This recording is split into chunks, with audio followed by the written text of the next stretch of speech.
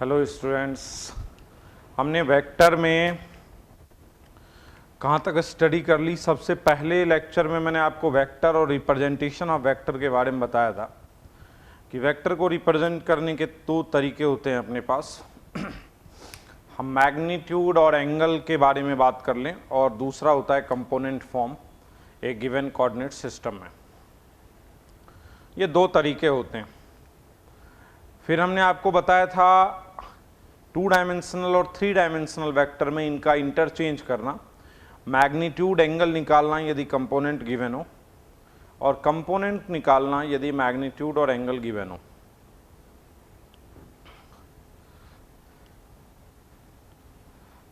Neeraj, A vector and B vector then angle between them, ये आगे का क्वेश्चन है बेटा। ये डॉट प्रोडक्ट का क्वेश्चन है, ये हम बाद में बात करेंगे नीरज, ठीक है। दो वेक्टर के बीच में एंगल निकालना, ये आगे डॉट प्रोडक्ट का क्वेश्चन है बेटा। Good morning all. तो ये बात हमने कर लिया था। Addition and subtraction of vector, component analysis भी हमने कर लिया था। Addition and subtraction of vector, अभी इसके नोट्स आपको नहीं मिले हैं। बहुत ज़्यादातर बच्चे तो प्रीवियस में ही लगे हुए थे अभी, इसलिए नहीं भेजा गया, क्योंकि बहुत बच्चों ने कल नाइट तक मुझे भेजा है वेक्टर को कंप्लीट करके, वर्कशीट 2 कंप्लीट करके बहुत बच्चों ने भेजा है मुझे, ठीक है। आज हम लोग एडिशन और सब्सट्रैक्शन ऑफ वेक्टर की बात करेंगे। किस में? जब मैग्नीट्यूड गिवन हो, एनालिटिकल मेथड पे जाएंगे, मैग्नीट्यूड और एंगल गिवन हो तब, ठीक है। हम एडिशन सब्सट्रैक्शन की बात करेंगे। कंपोनेंट फॉर्म हमने कर लिया था। आपको पता ही है कि कंपोनेंट फॉर्म में एडिशन सब्सट्रैक्शन दोनों बहुत इजी हैं। सिंपली आई कैप से आई कैप, जे कैप से जे कैप, एंड के कैप से के कैप, ठीक है। आज मैं आप लोगों को addition and subtraction of vector के दोनों नोट्स भेज दूंगा और 2 वर्कशीट भी भेज दूंगा। आज 2 नोट्स और 2 वर्कशीट देंगे हम आपको। एक तो addition and subtraction of vector component analysis, और addition and subtraction of vector analytical analysis जब मैग्नीट्यूड और एंगल गिवन हो। आज मैं आपको दोनों ही नोट्स प्रोवाइड कर दूंगा और 2 वर्कशीट भी आपको मिलेगी। एक तो कंपोनेंट फॉर्म की वर्कशीट मिलेगी, और एक मैग्नीट्यूड एंगल यदि 2 वेक्टर का गिवन हो तो कैसे होता है उसकी बात करेंगे। तो आज का टॉपिक क्या है ये आप समझ गए हैं कि addition subtraction of vector, magnitude angle given हो तो, ठीक है। अब बात समझेंगे जरा। सबसे पहले इंपॉर्टेंट थिंग अबाउट वेक्टर्स की बात कर रहा हूं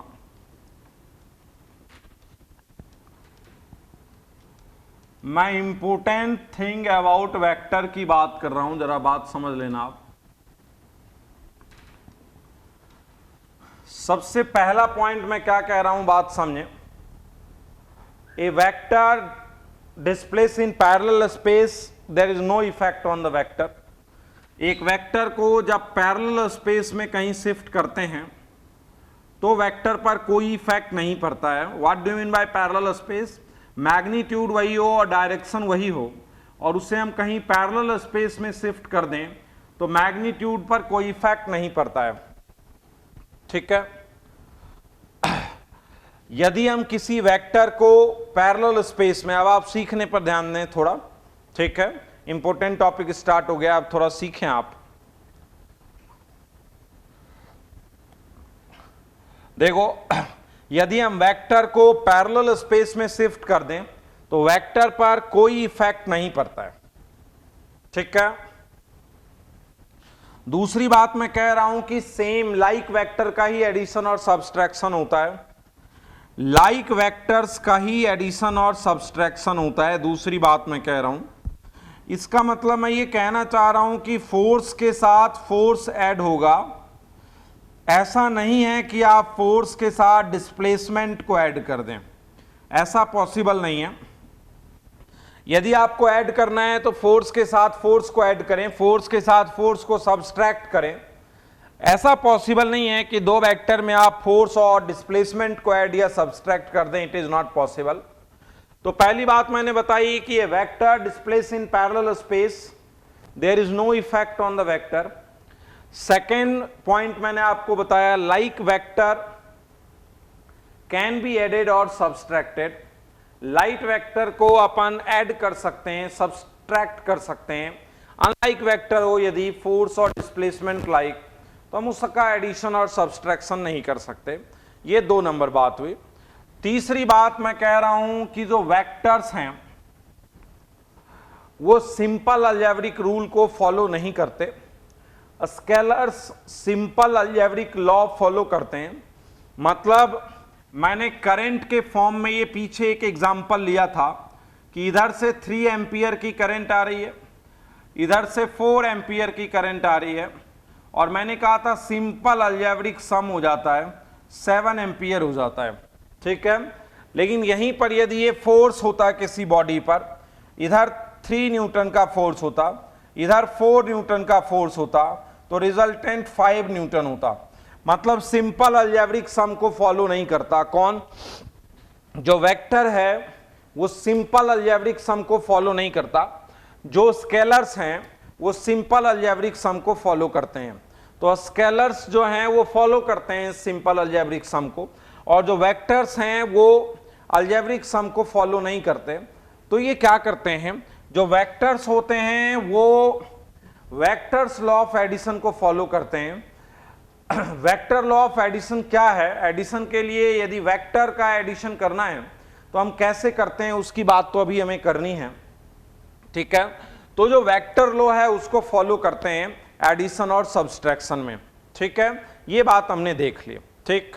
तो ये 4 पॉइंट हमने बताया। एक पॉइंट में छोटा सा और बता रहा हूं आपको कि if a formula is written in vector form, if a formula is written in vector form, then all dimensions, all reference of frame, they are correct.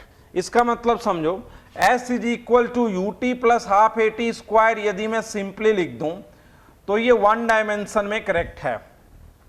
यदि मैं s is equal to ut plus half at square लिख देता हूं तो ये केवल 1 dimension में correct है।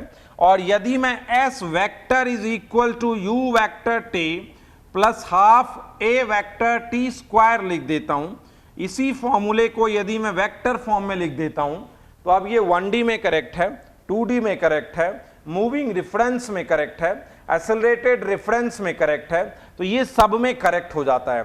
तो यदि कोई फॉर्मूला वेक्टर फॉर्म में रिटर्न है, यहां टाइम एक स्केलर है इसलिए उस पर वेक्टर का निशान नहीं लगा है, s is displacement, u is initial velocity and a is the acceleration. If a formula is written in vector form then it is always correct. यदि किसी फॉर्मूले को विदाउट वेक्टर फॉर्म यदि आपने लिखा है, किसी भी फॉर्मूले को यदि आपने बिना वेक्टर फॉर्म के लिखा है तो चलो ये 1 डायमेंशन में ये फॉर्मूला करेक्ट है, s is equal to ut plus half at square. लेकिन 2 डायमेंशन में, 3 डायमेंशन में, मूविंग फ्रेम में, एक एक्सेलरेटेड ऑब्जर्वर में ये सही नहीं है। लेकिन यदि इसी फॉर्मूले को हम वेक्टर फॉर्म में लिख दें तो ये फॉर्मूला सभी रेफरेंस ऑफ फ्रेम में, सभी डायमेंशनल मोशन में ये करेक्ट है, ठीक है। तो ये मैंने वेक्टर के बारे में आपको कुछ इंपॉर्टेंट बातें बताई हैं, some important facts about the vector, ठीक है। अब हम आगे बढ़ते हैं। इसमें मैं एंगल बिटवीन 2 वेक्टर, 2 वेक्टर के बीच का एंगल कैसे निकालते हैं उसकी बात करते हैं, ठीक है। What is the angle between 2 vectors?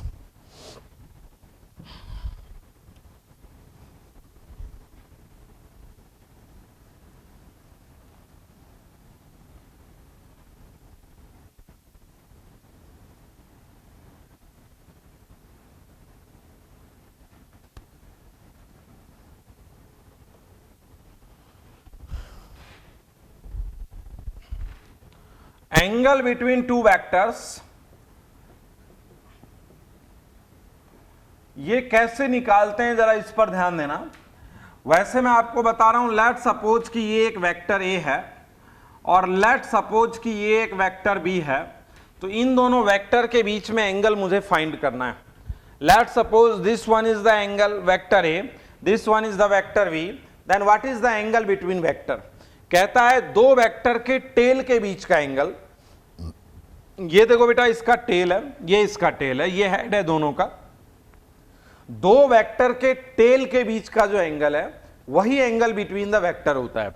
मतलब हम बी को पैरेलल स्पेस में शिफ्ट कर दें, यदि बी को पैरेलल स्पेस में शिफ्ट करके जितनी बी की लेंथ है उतनी ही लेंथ, और इसको थोड़ा नीचे ला करके जितनी बी की लेंथ है उतनी ही लेंथ, अब दोनों के टेल को जब मिलाते हैं तो this becomes theta, angle between A vector and B vector. ये है ए वेक्टर और बी वेक्टर के बीच का एंगल। ठीक है, दो वेक्टर के टेल के बीच का angle, angle between the vector होता है। ठीक है, जैसे मैं आपसे एक एग्जांपल पूछ रहा हूं छोटा, कि बताओ कि एंगल बिटवीन द वेक्टर क्या है, तो आपको बताना है। मैं कह रहा हूं ये वेक्टर ए है और ये वेक्टर बी है और यहां पर एंगल 45 डिग्री है। बताओ what is the angle between the vector for this. इस पहले केस में एंगल बिटवीन द वेक्टर क्या है ये आपको बताना है। What is the angle between the vector in this first case. इस फर्स्ट केस में एंगल बिटवीन द वेक्टर क्या है ये आपको बताना है। ठीक है, मैं कह रहा हूं ये है ए वेक्टर, ये है ए वेक्टर, ये कोई दूसरा है बी वेक्टर, ये है ए वेक्टर और ये कोई दूसरा है बी वेक्टर, इसका हेड आ रहा है यहां पे, और ये एंगल 45 डिग्री है। बताना है ए और बी के बीच का एंगल दूसरे केस में कितना है। ठीक है, तीसरी बात, ये सिचुएशन है, this one is the A vector और this one is the B vector, this one is the A vector, this one is the B vector. अब बताना है एंगल बिटवीन द वेक्टर इस केस में कितना है, जबकि ये वाला एंगल 120 डिग्री का है। इस तीसरी केस में आपको ये बताना है। ये फोर्थ केस है, this one is the A vector and this one is the B vector और this one is the 60 degree. आपको एंगल बिटवीन द वेक्टर बताना है। फोर्थ केस में एंगल बिटवीन द वेक्टर बताना है। तो इनमें आपको एंगल बिटवीन द वेक्टर बताना है कि एंगल बिटवीन द वेक्टर क्या है। ठीक है, तो पहले केस में क्या है, ये ए है, ये बी है और इसके बीच का एंगल 45 है। तो गुड, पहले केस में 45 डिग्री है क्योंकि दोनों के टेल के बीच का एंगल है, ये आप देख ही पा रहे हैं। सेकंड केस में एंगल बिटवीन द वेक्टर कितना है ये बताएंगे आप। What is the angle between vector in second case. ये जो सेकंड केस है इसमें एंगल बिटवीन द वेक्टर क्या है ये अभी आप बताएंगे। तो कैसे निकालें बोलो। सेकंड में हमें इसका टेल लाना है बेटा, तो इसको हम पैरेलल स्पेस में आगे शिफ्ट कर देते हैं। इसको हम पैरेलल स्पेस में यहां से उठा के आगे शिफ्ट कर देते हैं। ठीक है, मैंने इसको यहां से उठा के पैरेलल स्पेस में आगे शिफ्ट कर दिया है। ठीक है, अब पैरेलल स्पेस में अब दोनों का टेल मिल गया, ये 45 है और दिस वन इज 135। तो यहां एंगल बिटवीन द वेक्टर जो है वो 135 है, इसमें एंगल बिटवीन द वेक्टर जो है वो 45 है। इसमें एंगल बिटवीन द वेक्टर, पहले का हेड आ रहा है दूसरे का टेल है, तो जिसका हेड आ रहा है उसको पैरेलल स्पेस में शिफ्ट कर दें आप लोग। जिसका भी हेड है वहां पे उसको पैरेलल स्पेस में शिफ्ट कर दें। अब ये दोनों का टेल है, पैरेलल स्पेस में शिफ्ट करने से कोई इफेक्ट नहीं पड़ता है। तो यहां angle between the vector this है, यहां दोनों का हेड आ रहा है, दोनों को आप पैरेलल स्पेस में शिफ्ट कर दें, दोनों को आप पैरेलल स्पेस में शिफ्ट कर दें। तो ये 30, तो ये वाला भी 30 है, तो यहां एंगल बिटवीन द वेक्टर जो है वो 30 डिग्री है। तो काफी बच्चे हैं जिन्होंने सही किया है। सौम्यदीप 3 में 60 डिग्री बताया, गुड। फरीदा 4 में 30, गुड। अपूर्व, आदित्य 4 में 30 डिग्री का एंगल है, good. Manya first 45, second 135, third 60 and fourth 30 degree का एंगल है, गुड। Okay all, good. तो अब हम लोग आगे बढ़ते हैं। एंगल बिटवीन द वेक्टर जो होता है, हमने एक ही चीज सीखी यहां पे, एंगल बिटवीन द वेक्टर जो होता है वो दो वेक्टर के टेल के बीच का एंगल होता है। Angle between the vector is the angle between the tail. Okay, ठीक है। अब हम लोग इस बात से आगे बढ़ जाते हैं। अब हम वेक्टर एडिशन पर जा रहे हैं थोड़ा सा। किस फॉर्म में? एनालिटिकल फॉर्म में कर रहे हैं। जब मैग्नीट्यूड गिवन है, जब मैग्नीट्यूड गिवन है तो एनालिटिकल फॉर्म में हम उसकी बात कर रहे हैं। ठीक है,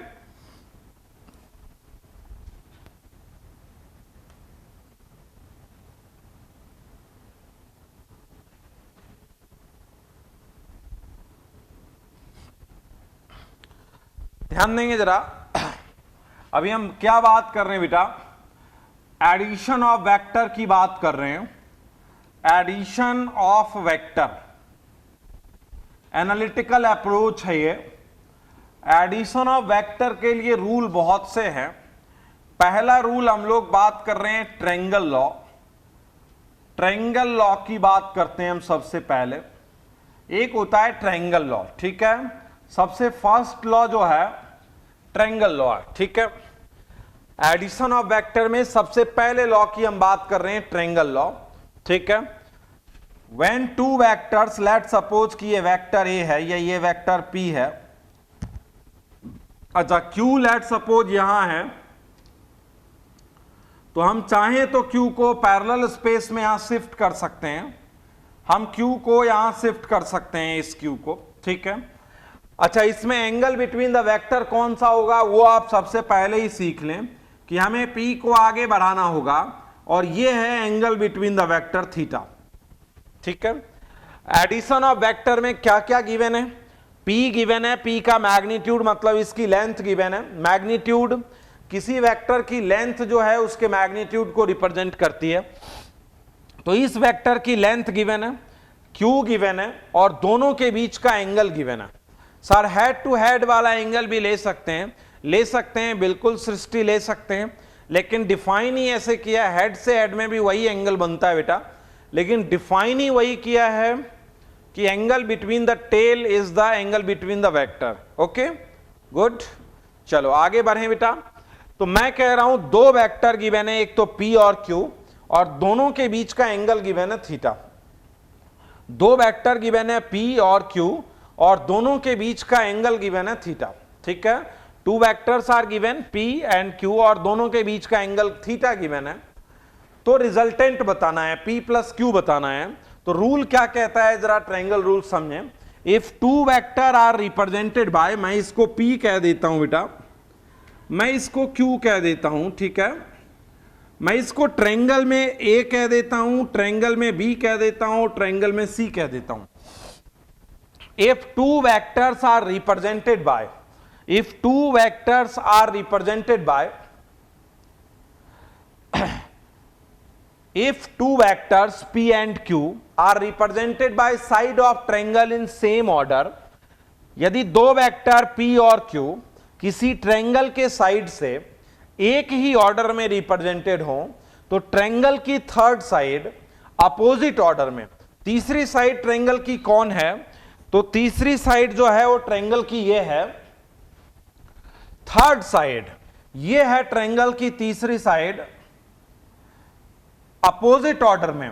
देखो ये इधर जा रहा था, ये इधर जा रहा था, लेकिन ये इधर जाएगा अपोजिट ऑर्डर में। उन दोनों वेक्टर के रिजल्टेंट को, रिजल्टेंट का मतलब होता है एडिशन को शो करती है। मैं क्या कह रहा हूं बात समझना। If two vector are represented by side of triangle, एक वेक्टर इधर है, दूसरा वेक्टर इधर है। If two vector are represented by side of triangle in same order, same order का मतलब क्या होता है जरा बात समझना।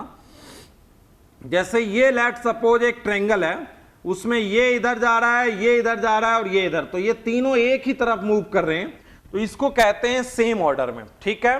ये दोनों वेक्टर सेम ऑर्डर में क्यों है? क्योंकि ये भी इधर जा रहा है, ये भी इधर जा रहा है, और ये भी, तो ये एक ही तरफ मूव हो रहा है, तो इसको कहते हैं सेम ऑर्डर, ठीक है।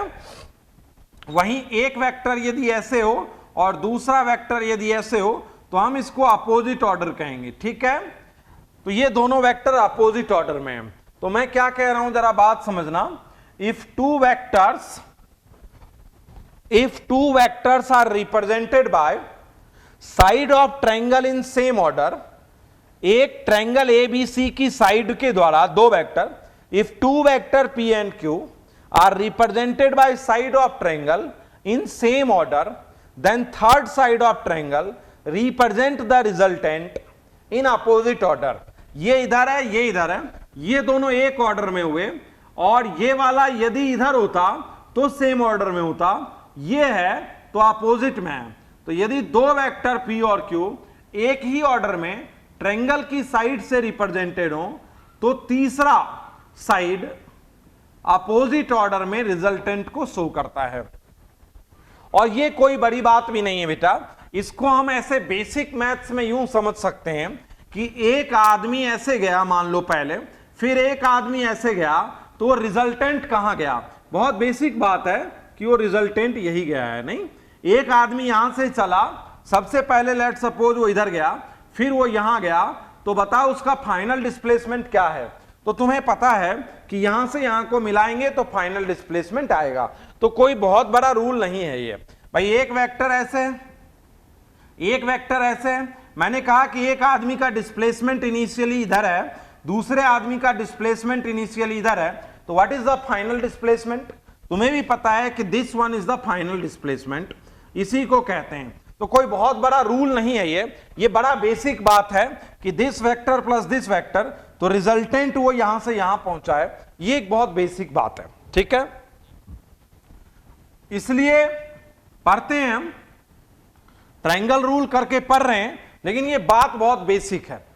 हां, आर का मैग्नीट्यूड और डायरेक्शन निकालने के लिए हमें ट्रायंगल को एनालाइज करना पड़ेगा, वो तो करना ही पड़ेगा, लेकिन इसको आप ऐसे भी समझे कि लेट सपोज एक आदमी पहले इधर गया, फिर इधर गया, फिर इधर गया, और फिर इधर गया, इधर गया। ठीक, तो what is the final displacement? मैं कह रहा हूं एक आदमी इधर गया, इधर गया, इधर गया, इधर गया, तो what is the final displacement? Final displacement ये होगा, तो इन सभी वेक्टरों का sum a plus B plus C plus D, तो जो फाइनल डिस्प्लेसमेंट होगा बेटा वो ये होगा। तो इसमें कोई बहुत बड़ा रूल नहीं है ये तो बहुत बेसिक बात है कि एक आदमी यहां से चला, यहां आया, यहां आया, यहां आया, यहां आया, तो what is the final displacement? What is the resultant of all displacement? तो रिजल्टेंट तो यही रहा, तो A vector plus B vector plus C vector plus D vector ये हो जाता है। इसको कहते हैं पॉलीगन रूल, इसे कहते हैं क्या? पॉलीगन रूल, और इसको कहते हैं ट्रायंगल रूल। जबकि ये बहुत बेसिक रूल है वैसे, कि एक आदमी का डिस्प्लेसमेंट इधर है, फिर डिस्प्लेसमेंट इधर है, तो what is the resultant displacement? तो सीधी सी बात है, यही है रिजल्टेंट डिस्प्लेसमेंट। तो कोई बहुत बड़ा रूल नहीं है, ये बेसिक बात है एकदम, लेकिन हम इसको ट्रायंगल रूल से देखते हैं। ठीक है, लेकिन अब बात समझने की है, जरा समझो अब एक बार इस बात को, जरा आप समझेंगे मैं क्या कह रहा हूं ट्रायंगल लॉ में। If two vector P and Q are represented by side of triangle, if two vector P and Q are represented by side of triangle in same order, then third side of triangle represent the resultant in opposite order। ठीक, देखो AB की length जो है बेटा वो P है, BC की जो लेंथ है वो Q है। भाई ये वाला Q वेक्टर को रिप्रेजेंट करता है, इसका मतलब क्या है कि डायरेक्शन में और मैग्नीट्यूड में रिप्रेजेंट करता है। तो जो BC की लेंथ है वो क्या है? Q है। ठीक है, और लेट सपोज रिजल्टेंट कौन है? AC। तो हमें रिजल्टेंट का मैग्नीट्यूड और डायरेक्शन देखना है, हमें यह देखना है रिजल्टेंट का मैग्नीट्यूड। रिजल्टेंट के मैग्नीट्यूड से मेरा मतलब क्या होगा? Length of AC। नहीं भाई, P वेक्टर का मैग्नीट्यूड कौन है? AB की लेंथ। Q वेक्टर का मैग्नीट्यूड कौन है? BC की लेंथ। तो रिजल्टेंट का मैग्नीट्यूड क्या है? Length of AC। Length of AC is the resultant. तो मैग्नीट्यूड हमें देखना है इसमें सबसे पहले, तो हमें सबसे पहले मैग्नीट्यूड ऑफ रिजल्टेंट देखना है। ठीक, मैग्नीट्यूड ऑफ रिजल्टेंट हमें सबसे पहले देखना है। ओके, तो हम सबसे पहले बात कर रहे हैं मैग्नीट्यूड ऑफ रिजल्टेंट की, मतलब लेंथ AC निकालना है। ठीक है ना, तो लेंथ AC निकालने के लिए मैं यहां से एक परपेंडिकुलर ड्रॉ कर देता हूं, एक परपेंडिकुलर ड्रॉ कर देता हूं यहां पे, और मैं यहां कुछ नाम ले लेता हूं N, यहां मैं नाम ले लेता हूं एन या सी, कुछ भी एन। अब देखो हमें एसी की लेंथ निकालनी है, तो in triangle ACN, in triangle ACN, AC क्या है बोलो, AC square is equal to A square plus NC square. हमने यहां से इसके ये जो बढ़ा रखा था उस पे परपेंडिकुलर डाल दिया, तो अब ये स्क्वायर क्या हो जाएगा, ये स्क्वायर प्लस ये स्क्वायर, तो AN square plus NC square. AC ही कौन है, AC ही R है, AC की जो लेंथ है वही R है, रिजल्टेंट है। AN क्या है, AN है AB प्लस BN का होल स्क्वायर प्लस NC का होल स्क्वायर, ठीक। तो ये क्या हो गया बोलो, R square P plus BN और NC की वैल्यू हमें चाहिए। तो इस वाले ट्रायंगल में जरा ध्यान दो, ट्रायंगल BCN में क्या होगा, cos थीटा बराबर BN बाय Q। समझो, ट्रायंगल BCN में cos theta base bye hypotenuse, तो BC की लेंथ कितनी है, Q। भाई BC की जो लेंथ है वो क्या है, Q है, तो cos थीटा बराबर BN अपॉन Q। तो BN किसके बराबर है बोलो, BN है Q cos थीटा। अच्छा साइन थीटा क्या होगा बोलो, CN by Q। Sine theta, इसका साइन थीटा क्या होगा, इस ट्रायंगल में sine theta perpendicular by hypotenuse, तो CN और यहां से यहां तक की लेंथ क्या है, Q। भाई BC की जो लेंथ है वो किसके बराबर है, Q। तो CN क्या हो जाएगा बोलो, CN हो जाएगा Q साइन थीटा। BN और CN की वैल्यू रख दो, BN है यहां पे Q cos थीटा और CN है यहां पे Q साइन थीटा, ठीक है। तो रिजल्टेंट का जो स्क्वायर है वो क्या हो जाएगा बताओ, व्हाट इज रिजल्टेंट स्क्वायर,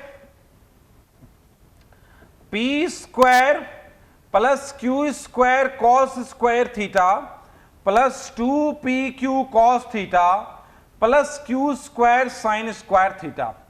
आप A प्लस बी का होल स्क्वायर ओपन कर दो, P square plus Q cos theta का whole square plus 2AB 2PQ cos theta, तो A square P square Q cos theta B square plus 2P 2AB, तो A कौन है, P, और B कौन है, Q cos थीटा, ठीक है। तो P plus Q cos theta का होल स्क्वायर क्या लिखाएगा बोलो, P square plus Q square cos square theta plus 2PQ cos theta plus Q square sine square theta, ठीक है। अब ये क्या हो जाएगा बोलो, रिजल्टेंट का square, P square Q square cos square theta Q square sine square theta, ये हो जाएगा Q square common, cos square theta plus sine square theta 1 plus 2PQ cos theta. तो रिजल्टेंट क्या हो जाएगा बोलो, रिजल्टेंट हो जाएगा under root P square, resultant हो जाएगा under root P square plus Q square plus 2PQ cos theta. जो रिजल्टेंट हो जाएगा वो इतना हो जाएगा, ठीक है। जो रिजल्टेंट हो जाएगा वो कितना हो जाएगा, P square plus Q square plus 2PQ cos theta, ठीक। अच्छा ये किसका रिजल्टेंट है, दो वेक्टर P और Q, दो वेक्टर P और Q जिसकी मैग्नीट्यूड गिवन है और दोनों के बीच का एंगल गिवन है। दो वेक्टर AB की जो लेंथ है वो P थी, दो वेक्टर जिसका मैग्नीट्यूड गिवन है और दोनों के बीच का एंगल गिवन है, तो उसके रिजल्टेंट का जो मैग्नीट्यूड हो जाता है, रिजल्टेंट का जो मैग्नीट्यूड होता है वो क्या हो जाता है, under root P square plus Q square plus 2PQ cos theta, ये हो जाता है रिजल्टेंट का। This one is the magnitude of resultant. क्या गिवन होना चाहिए, दोनों वेक्टर का मैग्नीट्यूड पता होना चाहिए और उसके बीच का एंगल पता होना चाहिए, तो हम ये निकाल सकते हैं, ठीक है, ओके। अच्छा अब एक बात समझे, रिजल्टेंट की डायरेक्शन, तो मैंने कहा रिजल्टेंट जो है वो P से फाई एंगल बनाता है। मैं कह रहा हूं इफ रिजल्टेंट मेक्स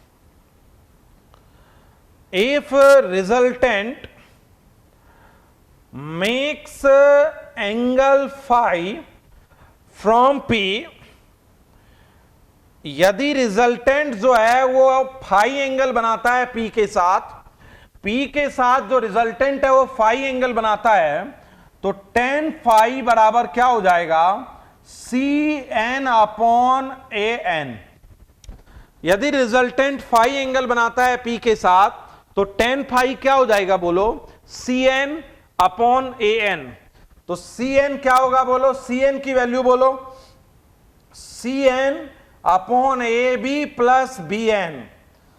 तो tan फाई क्या हो जाएगा बोलो, CN Q sine theta upon P plus Q cos theta.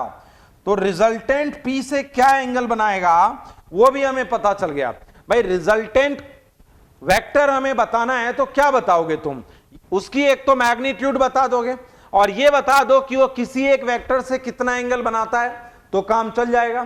तो मैंने रिजल्टेंट का मैग्नीट्यूड क्या बता दिया, P square plus Q square plus 2pq cos theta का अंडर रूट, और रिजल्टेंट का एंगल हमने एक वेक्टर से क्या बता दिया, tan phi q sine theta upon p plus q cos theta.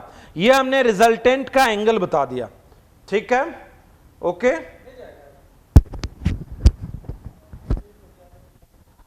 अब बात समझ गए हैं, ठीक है। अच्छा, तो रिजल्टेंट का मैग्नीट्यूड और रिजल्टेंट का एंगल हमने बता दिया है।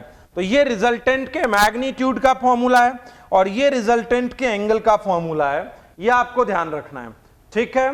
अच्छा, एक बार मैं क्विक रिकैप एक बार और कर रहा हूं मैं ट्रायंगल रूल का, समझे।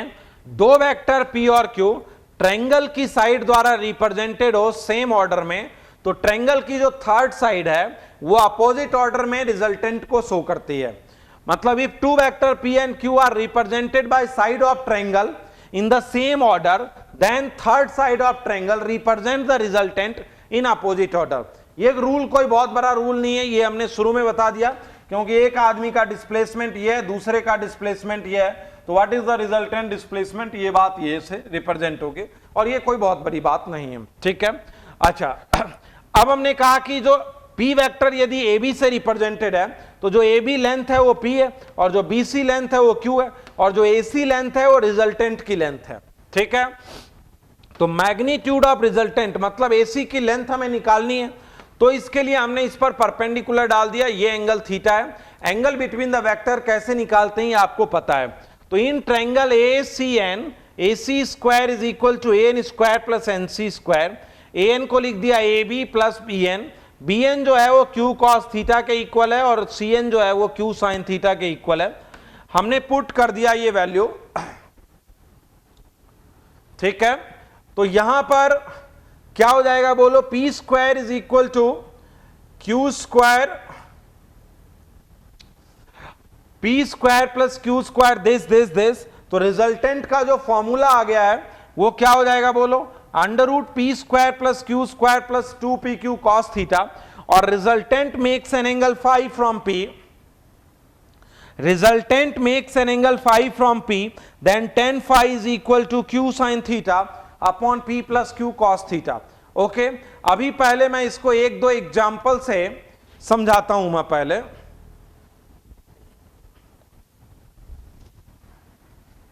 हाँ, बात नहीं करें आप लोग आपस में।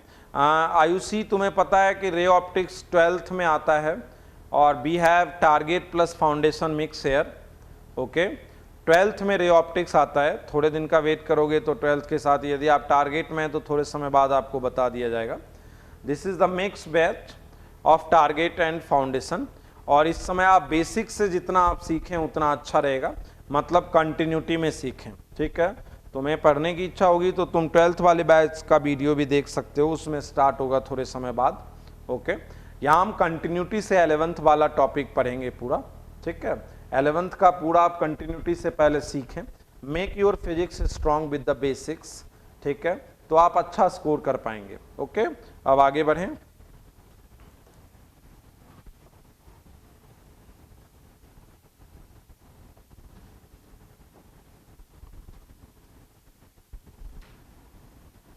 अब आप लोग इस पर बात ना करें, मैंने अपनी बात रख दी है, ठीक है।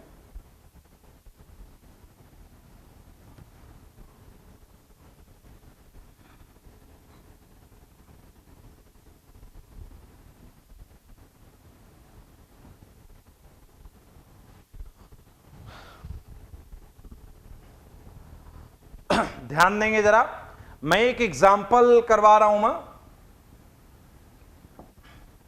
मैं एक एग्जाम्पल कह रहा हूं, बात समझना।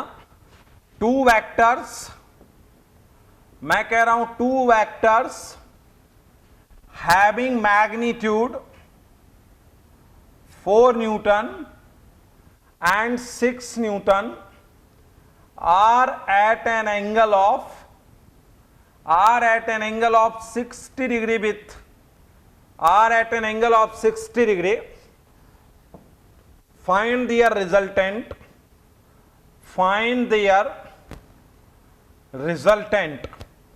रिजल्टेंट क्या होगा, इसका आप सॉल्यूशन दें मुझे। बहुत बेसिक क्वेश्चन है मेरा।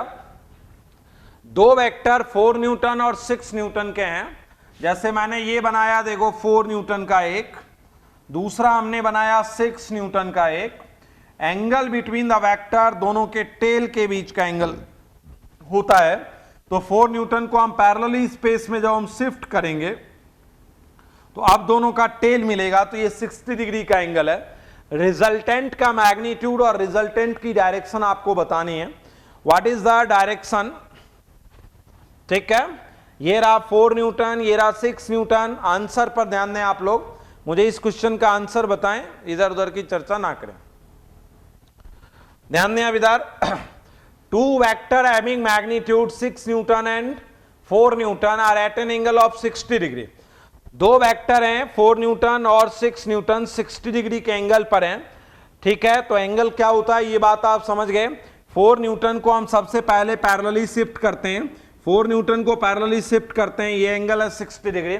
रिजल्टेंट का मैग्नीट्यूड बताओ सबसे पहले आप लोग, what is the magnitude of resultant. तो पहली बात तो रिजल्टेंट शो किससे होगा ये पता ही है आपको। एक डिस्प्लेसमेंट ये है, दूसरा डिस्प्लेसमेंट ये है, या एक फोर्स ये है। तो रिजल्टेंट जो होगा बेटा वो ये होगा, ये तो आपको पता ही है कि this one is the resultant, ये होगा रिजल्टेंट। ये बात हमें पता है कि रिजल्टेंट इस फोर्स से शो होगा, ये बात तो हमें दिखती है, ठीक है। तो ये कितना होगा उस पर बात करेंगे। व्हाट इज रिजल्टेंट हेयर ये बताओ। रिजल्टेंट होगा P square plus Q square plus 2pq, और ये होगा cos 60। तो रिजल्टेंट क्या हो जाएगा बोलो यहां पर, ठीक है। What is the resultant here, 16 plus 36 plus 2 4 into 6 into 1/2, 2 से 2 कैंसिल हो जाएगा, ये हो जाएगा 52 प्लस 24 अंडर रूट 76 न्यूटन। तो अंडर रूट 76 न्यूटन हो जाएगा ये। 81 होता तो 9 हो जाता। तो ये 8.7 8.6 के आसपास होगा, 8.6 न्यूटन, ऑलमोस्ट 8.6 8.7 न्यूटन के आसपास होगा, जैसा कि देखने से लगता है, ठीक है। अब मुझे एंगल बताओ बेटा कि ये 4 न्यूटन के साथ कितना एंगल बनाएगा, ये आप मुझे बताओ। कि रिजल्टेंट में इसका एक मैग्नीट्यूड तो आपने निकाल लिया, 4 न्यूटन के साथ कितना एंगल बनाएगा।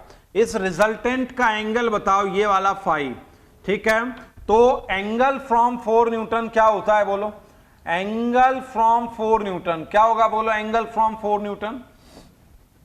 What is the angle from 4 Newton बताओ क्या होगा।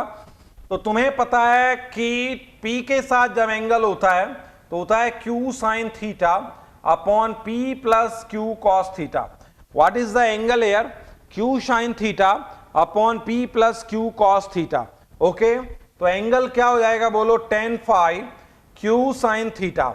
Q कौन है बेटा, 6 न्यूटन, तो Q हो गया 6 sine 60 upon 4 plus 6 cos 60, 6 root 3/2 upon 4 plus 3, तो ये हो जाएगा 3 रूट 3/7। tan phi बराबर 3 root 3/7। Good Aditya, good Anuradha, good Manya, good Shreya, good Neeraj, 3 root 3/7। Good Swati, good good Shubham, ठीक है, ओके, ठीक है। मैं नेक्स्ट क्वेश्चन की तरफ जा रहा हूं। मैं गुड सवा प्रवीण, रूट 76, गुड सृष्टि। ध्यान दें जरा, मैं एक क्वेश्चन यहां पर लिख रहा हूं सबसे पहले।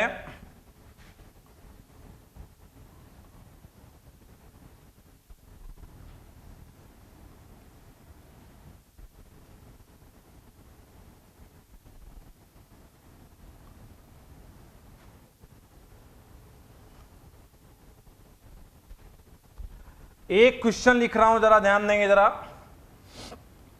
Example, two vector having same magnitude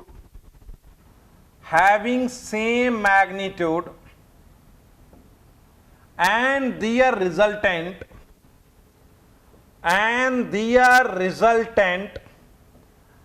having same magnitude also,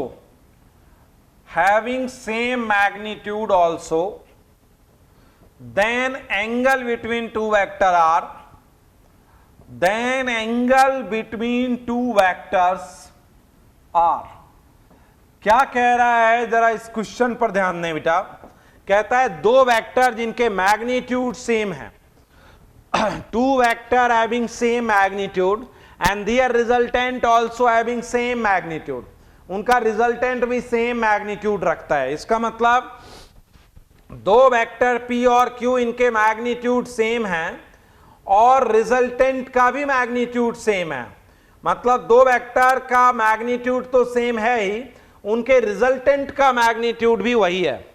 ठीक है, तो P बराबर Q बराबर R, then angle between P and Q, यही तो कह रहा है। दो वेक्टर का मैग्नीट्यूड सेम है और जो उनका रिजल्टेंट है उसका भी मैग्नीट्यूड सेम है, और जो रिजल्टेंट है उसका भी मैग्नीट्यूड सेम है, तो एंगल बिटवीन टू वेक्टर्स आपको बताना है। एंगल बिटवीन टू वेक्टर्स आपको यहां पे बताना है। ठीक है, तो ध्यान देंगे जरा। पहले मैं ये कह देता हूं, रिजल्टेंट क्या होता है बोलो, P square plus Q square plus 2pq cos theta.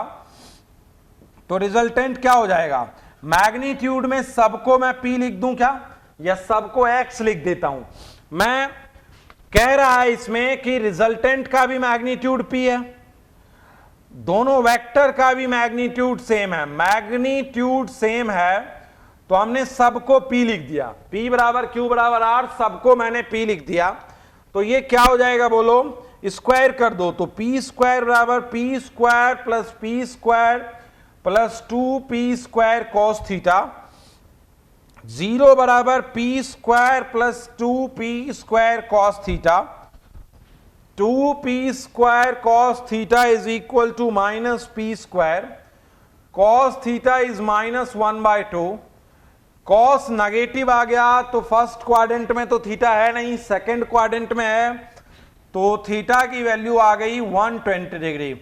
आप जब कॉस 120 की वैल्यू निकालेंगे बेटा, तो दिस बिकम्स कॉस 90 प्लस 30 और that is minus sine 30, that is minus 1/2। तो what is the angle between the two vector, minus 1/2। जो angle between the two vector है वो किसके बराबर होगा बोलो, माइनस 1/2 के बराबर होगा। ठीक है, what is the angle between two vector, minus का 1/2। कोई दिक्कत नो। आगे बढ़ते हैं, इसी को हम, मैं कह रहा हूं कि इसी क्वेश्चन का आंसर क्या हम पहले विजुलाइज करके दे सकते हैं।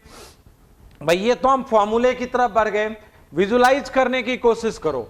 दो वेक्टर जिसका मैग्नीट्यूड सेम है, तो मैग्नीट्यूड सेम है तो तुम्हें पता है कि तीनों वेक्टर ट्रायंगल से ही रिप्रेजेंट होंगे। तीन वेक्टर का रिजल्टेंट ट्रायंगल से रिप्रेजेंट होता है, तुम्हें पता ही है। और यदि तीनों की लेंथ बराबर है तो तुम्हें यह भी पता चला होगा कि ये इक्विलैटरल ट्रायंगल होगा। क्यों, क्योंकि दो वेक्टर का मैग्नीट्यूड सेम है। ठीक बात है, तो एक बात हो गई कि इन दोनों की लेंथ बराबर है, लेकिन रिजल्टेंट का भी मैग्नीट्यूड सेम है, और तुम्हें पता है कि तीन वेक्टर में रिजल्टेंट ट्रायंगल से बनता है।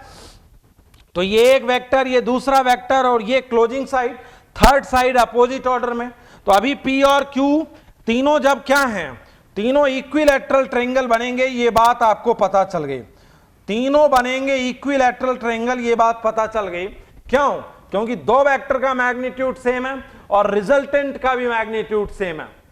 ठीक, तो ये तीनों इक्विलैटरल ट्रायंगल बनाएंगे और फिगर ऐसा बनेगा, ये बात तय हो गई। अब जब ये बात तय हो गई तो एंगल बिटवीन पी और क्यू निकालने के लिए हम पी को पैरेलल स्पेस में शिफ्ट करते हैं। क्यों?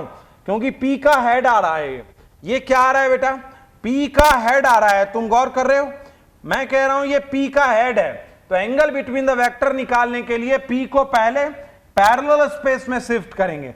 अब दोनों के टेल के बीच का एंगल, तो इक्विलैटरल ट्रायंगल में ये वाला एंगल कितना होता है 60 डिग्री, तो ये वाला एंगल कितना हो जाएगा बोलो 120 डिग्री।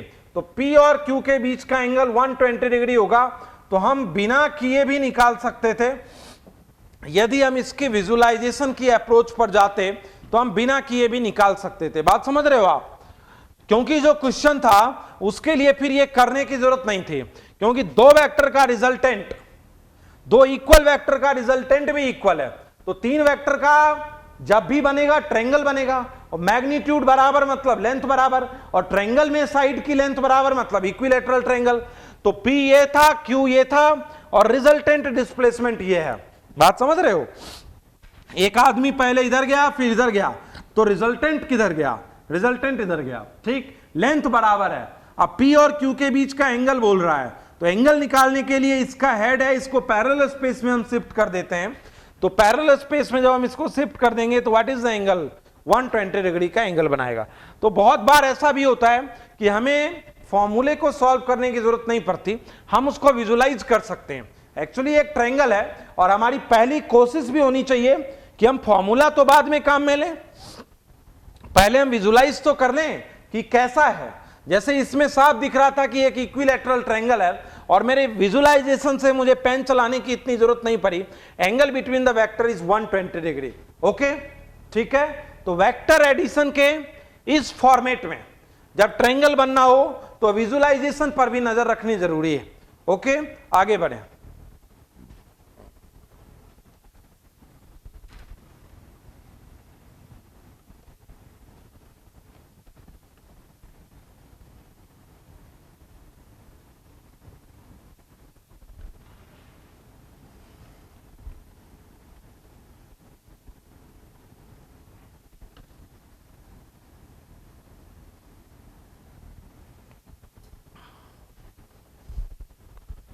अच्छा, ध्यान देंगे जरा, मैं एक और एग्जांपल बता रहा हूं मां।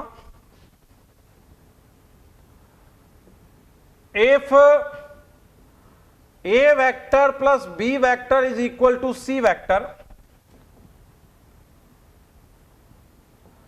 then angle between A and B is θ1. If A vector plus B vector plus C vector बराबर 0, then angle between A and B is θ2. Given है A की लेंथ, B की लेंथ और C की लेंथ बराबर है magnitude, then relation between θ1 and θ2, θ1 and θ2। इस question को समझने का प्रयास करते हैं हम। ये क्वेश्चन है और इसको हम समझते हैं जरा कि क्या है ये क्वेश्चन। कहता है A vector plus B vector is equal to C vector. एक वेक्टर है A vector plus B vector is equal to C vector. A vector plus B vector is equal to C vector, then angle between A and B is θ1। तो A और B के बीच का जो angle है वो θ1 है, ठीक।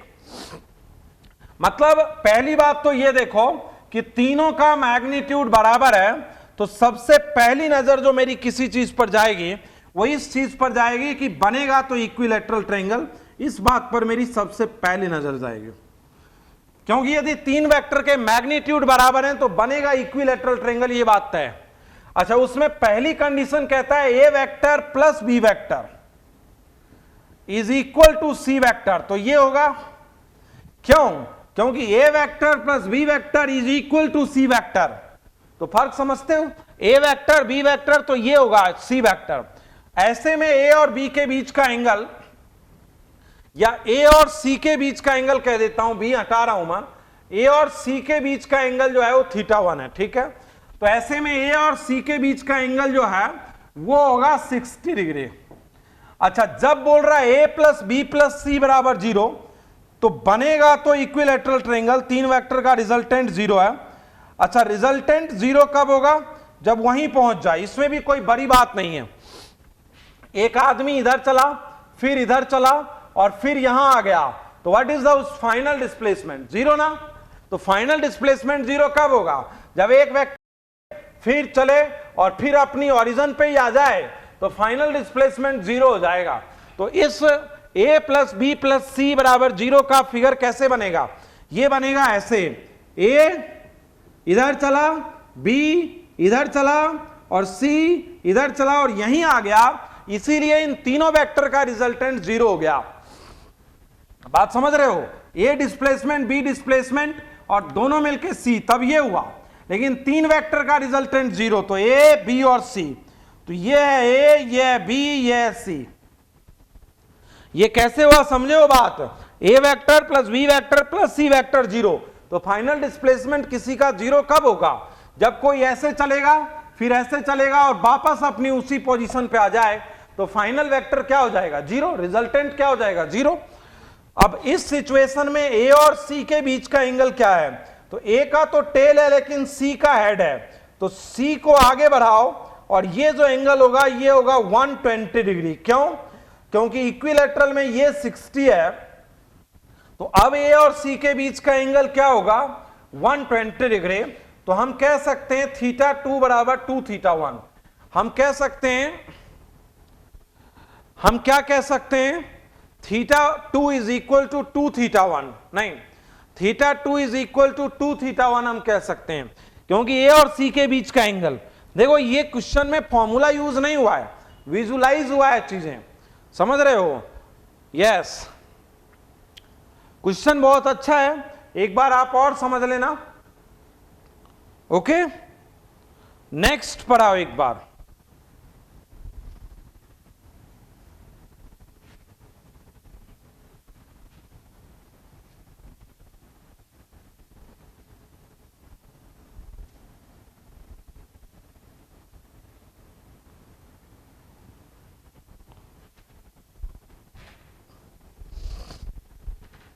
अच्छा, मैं एक और एग्जांपल कह रहा हूं, बात समझना, बात समझो एक बार।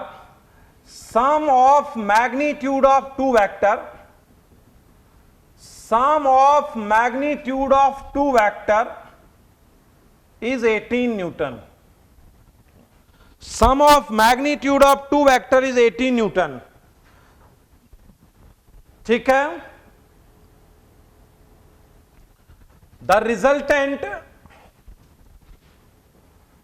resultant is perpendicular to smaller vector, a smaller magnitude के perpendicular है, and having a magnitude of 12 Newton. Find magnitude of both vector. Find magnitude of both vector. Find magnitude of both vector. ये question क्या है जरा बात समझना। Sum of magnitude of two vector is 18 newton. तो मैं एक को P मान लेता हूं, एक को Q मान लेता हूं, और दो वेक्टर के मैग्नीट्यूड का सम 18 है। रिजल्टेंट है 12 न्यूटन का और रिजल्टेंट परपेंडिकुलर है P पर। मैंने P को छोटा मान लिया, रिजल्टेंट परपेंडिकुलर है P पर। ये तीन बातें गिवन है, ठीक है? ये बात समझे आप? क्या क्या है? Sum of magnitude of two vector is 18 newton. Sum of magnitude of two vector, दो वेक्टर के मैग्नीट्यूड, तो मैंने दो वेक्टर P और Q माने, उसके मैग्नीट्यूड को मैंने एक को P माना, एक को Q माना। तो sum of magnitude of two vector is 18 newton. Resultant छोटे वाले के परपेंडिकुलर है और रिजल्टेंट का मैग्नीट्यूड 12 न्यूटन है। तो P और Q का मैग्नीट्यूड अलग अलग बताना है। तो सबसे पहले हम विजुलाइज करने का प्रयास करते हैं फिगर। ये तो पता है ना कि ट्रायंगल बनेगा। अरे दो वेक्टर और उसके रिजल्टेंट से क्या बनना है? ट्रायंगल बनना है, ये बात तो आपको अच्छे से पता है। अरे दो वेक्टर, तीन वेक्टर होता तो तीन वेक्टर चलते और जो क्लोज करता वो बनता, लेकिन दो वेक्टर और उसके रिजल्टेंट से ट्रायंगल बनना है, ये बात हमें पता है। ठीक है, तो अब इस बात पर जरा आप ध्यान दें कि मैंने कहा ये रहा P वेक्टर और मैंने कहा ये रहा Q वेक्टर, ये रहा Q वेक्टर, ये रहा P वेक्टर, या नहीं तो ऐसे कर लो, ये रहा P वेक्टर, ये रहा Q वेक्टर और ये रहा रिजल्टेंट, ये रहा R। ऐसे बनाओ भाई, रिजल्टेंट जो है वो परपेंडिकुलर है छोटे वाले वेक्टर पर। भाई देखो ये वाला P वेक्टर, ये वाला Q वेक्टर, रिजल्टेंट क्या होगा, एक का डिस्प्लेसमेंट ये, एक का डिस्प्लेसमेंट ये, तो what is the final displacement, final displacement from air to air, तो ये होगा रिजल्टेंट। रिजल्टेंट छोटे वाले पर 90 का एंगल बना रहा है, तो सबसे पहले तो हम इसका फिगर बनाने का प्रयास करते हैं। सबसे पहले हमने इसमें क्या बनाने का प्रयास किया, फिगर। P वेक्टर के मैग्नीट्यूड को मैंने P मान लिया, तो Q वेक्टर का मैग्नीट्यूड 18 माइनस P हो जाएगा और R वेक्टर का मैग्नीट्यूड 12 है। देखो P वेक्टर का मैग्नीट्यूड मैंने P मान लिया, तो Q वेक्टर का मैग्नीट्यूड 18 माइनस P होगा और R वेक्टर का मैग्नीट्यूड 12 है।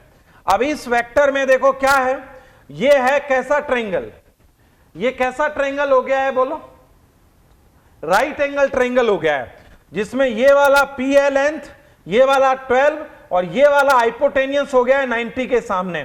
तो दिखने से लग रहा है 12 का स्क्वायर प्लस P का स्क्वायर 18 माइनस P का स्क्वायर होगा।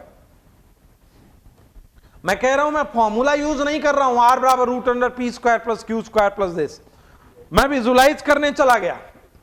इक्विलैटरल ट्रायंगल और एक एंगल 90 था, तो क्यों नहीं हम उसको राइट एंगल ट्रायंगल में विजुलाइज ही कर लें जो हम फॉर्मूला लगाएं। तो विजुलाइज क्या हुआ कि दिस प्लस दिस बराबर दिस।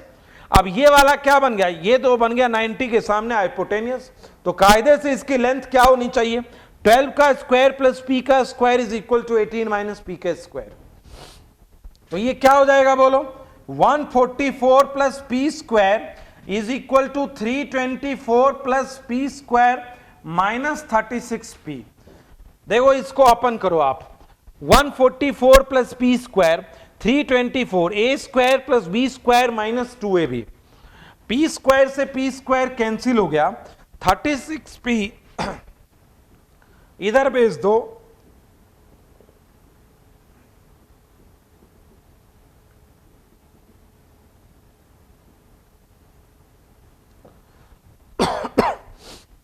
सॉरी, तो जो P हो जाएगा वो कितना हो जाएगा बोलो, P is equal to 5 Newton.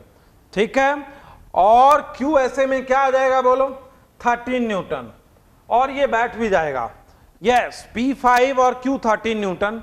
Good, ठीक है, क्वेश्चन समझे हो कैसे हुआ है। ठीक है, आगे बढ़ते हैं हम लोग।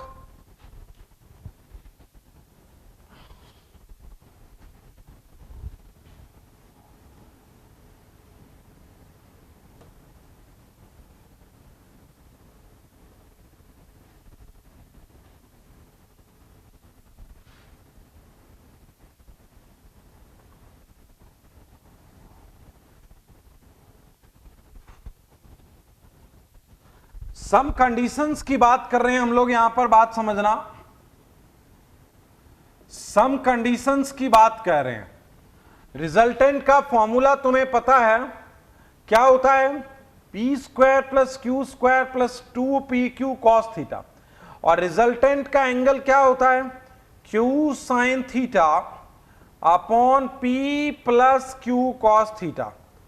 रिजल्टेंट का फॉर्मूला हमें पता है, रिजल्टेंट का एंगल हमें पता है, तो हमें बताना है, जरा ध्यान देना क्या होगा।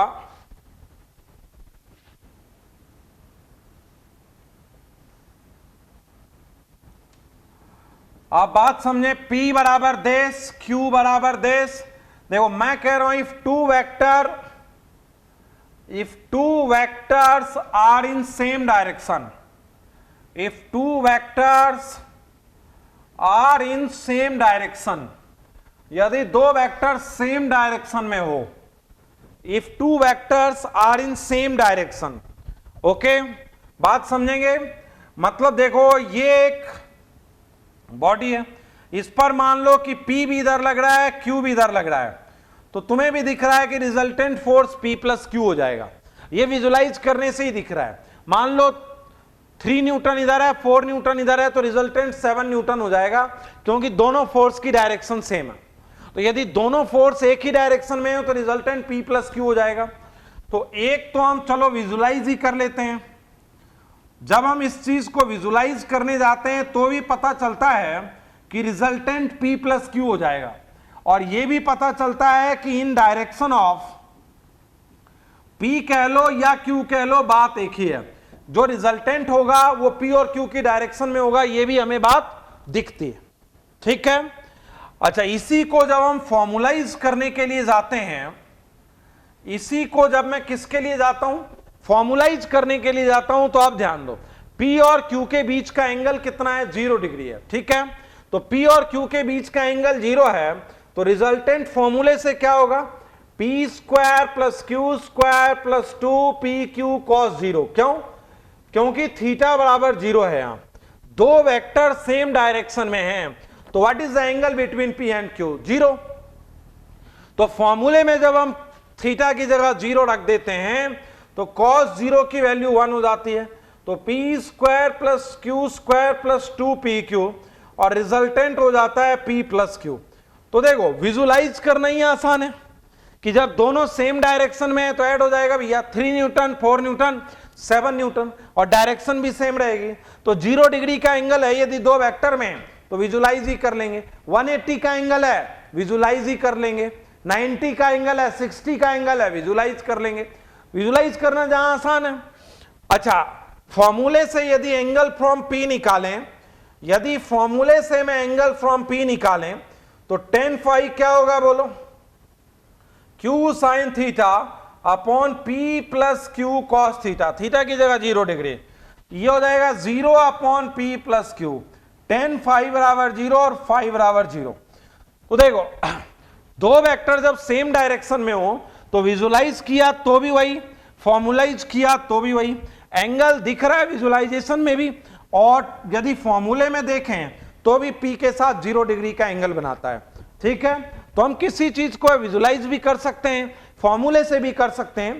ट्रायंगल ही तो बनना है, हमें सारी चीजों का पता होता है। ठीक है, ओके आगे बढ़े बात पे। If two vector are in opposite direction, या if two vector are perpendicular to each other, perpendicular to each other, अब क्या होगा यदि दो वेक्टर एक दूसरे पर परपेंडिकुलर हो, तो अब क्या सिचुएशन क्रिएट होगी, ये बात समझना।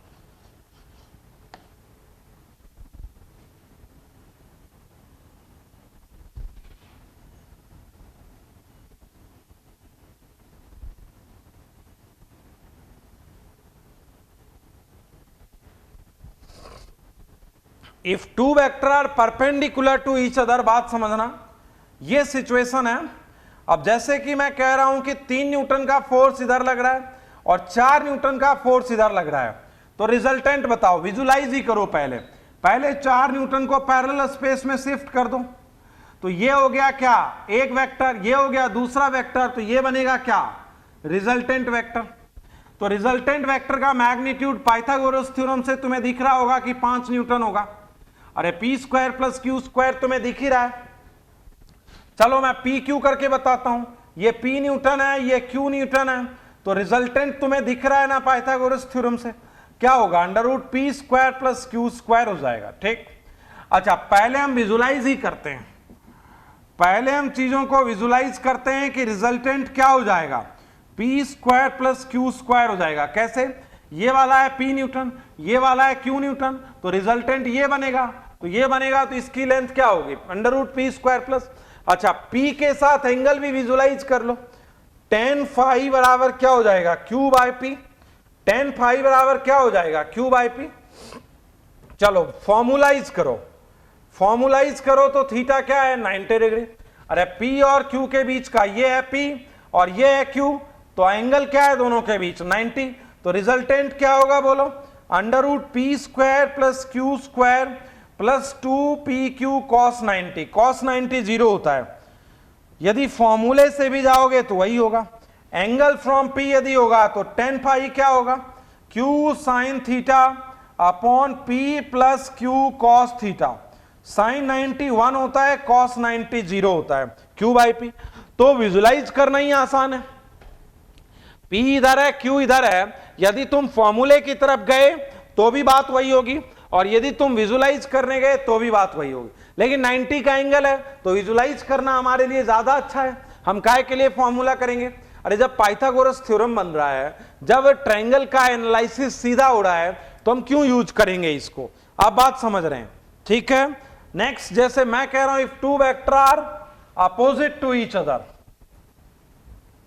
if two vector are opposite to each other,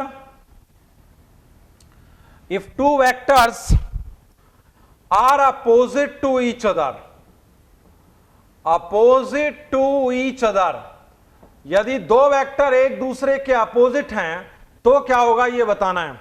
अच्छा विजुलाइज करो, चलो ये रहा लेट सपोज P और Q छोटा है, तो तुम्हें दिख रहा है ना कि मान लो 7 न्यूटन का फोर्स इधर से है, 3 न्यूटन का फोर्स इधर से है, तो रिजल्टेंट फोर्स उधर की तरफ होगा 4 न्यूटन, दिख ही रहा है। एक बॉडी पर मैं 7 न्यूटन का फोर्स इधर से लगाऊं, 3 न्यूटन का फोर्स इधर से लगाऊं, तो रिजल्टेंट कितना होने जा रहा है, 4 न्यूटन होने जा रहा है, ये दिख रहा है। तो यदि मैं इसको P कहता हूं, इसको Q कहता हूं, तो यदि मैं विजुलाइज करूं तो रिजल्टेंट दिख रहा है कि P माइनस Q होगी, और in the direction of P होगा, ये भी दिख रहा है, इन डायरेक्शन ऑफ P होगा, जो बड़ा होगा उसकी डायरेक्शन में होगा, ये दिख रहा है बेटा, जो भी लार्ज होगा उसकी डायरेक्शन में होगा, ये बात हमें दिख रही है। मान लो Q बड़ा होता तो Q की डायरेक्शन में रिजल्टेंट होता, तो हम क्यों फॉर्मुलाइज करेंगे, हमें दिख ही रहा है दो वेक्टर P और Q यदि अपोजिट हैं तो रिजल्टेंट होगा यहाँ Q, P बड़ा है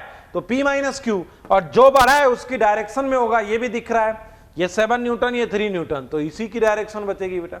और यदि हम फॉर्मुलाइज करने के लिए जाएंगे भी तो ठीक है करेंगे, लेकिन बात तो वही आएगी ना, P square plus Q square plus 2PQ, दोनों के बीच का एंगल 180 डिग्री, दोनों के बीच का एंगल है 180 डिग्री, तो क्या हो जाएगा बोलो, P square plus Q square minus 2PQ, ये क्या हो जाएगा बोलो, P माइनस Q का होल स्क्वायर, रिजल्टेंट होगा P माइनस Q।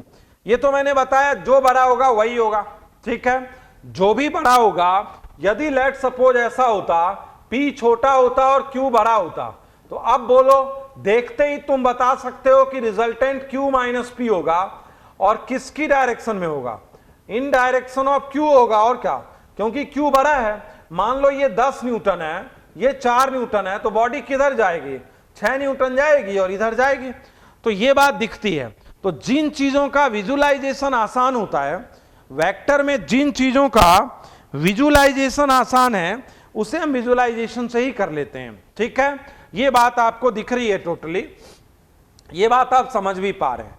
अब हम लोग वेक्टर के कुछ अच्छे एग्जाम्पल और करेंगे, एडिशन के, वेक्टर एडिशन के कुछ अच्छे एग्जाम्पल, अगले लेक्चर में मैं वेक्टर एडिशन के अच्छे एग्जाम्पल, वेक्टर एडिशन के और रूल और सब्सट्रैक्शन ऑफ वेक्टर की टोटल बात कर लूंगा, ठीक है। और ये जो अब दूसरा तीसरा जो वर्कशीट है अब आप पहले वो सॉल्व कर लें, वर्कशीट 3, ठीक है, जो मैं आज दूंगा आपको, वर्कशीट 4 में आज नहीं दूंगा, कल के लेक्चर के बाद दूंगा। वर्कशीट 3 सॉल्व कर लें, कंपोनेंट फॉर्म वाला, एडिशन सब्सट्रैक्शन में कंपोनेंट फॉर्म वाला आप सॉल्व कर लें। एडिशन सब्सट्रैक्शन एनालिटिकल मेथड ये कल खत्म होगा, अभी इसमें बच रहा है parallelogram rule, polygon rule, subtraction of vector, कुछ अच्छे एग्जाम्पल, और तब आप वर्कशीट 4 करेंगे, ठीक है, ओके। तो वर्कशीट 3 का काम आज आप कर लें, और पिछले लेक्चर का कंपोनेंट फॉर्म का एडिशन सब्सट्रैक्शन, इसका आप नोट्स ढंग से बना लें, ठीक है। फिर एडिशन सब्सट्रैक्शन एनालिटिकल मेथड में जब मैग्नीट्यूड और दो वेक्टर के बीच का एंगल गिवन होगा, ये मैं आपको दूंगा कल एक लेक्चर के बाद, उस समय आप इसको कर लेना, ठीक है, okay, thank you. Biome medical 2018 में रांची से बेस्ट एंड हाईएस्ट रिजल्ट देने वाला सिर्फ मेडिकल प्रिपरेशन का संस्थान biome, a leading institute for pre medical exam. और अगर आपका सपना है डॉक्टर बनने का, तो ये सपना पूरा करेगा बायोम इंस्टीट्यूट। आज ही ज्वाइन करें Biome, Nagra Toli near Women's College and Shivpuri Tilburn colony, opposite Spring City Mall, Hinoo, Ranchi.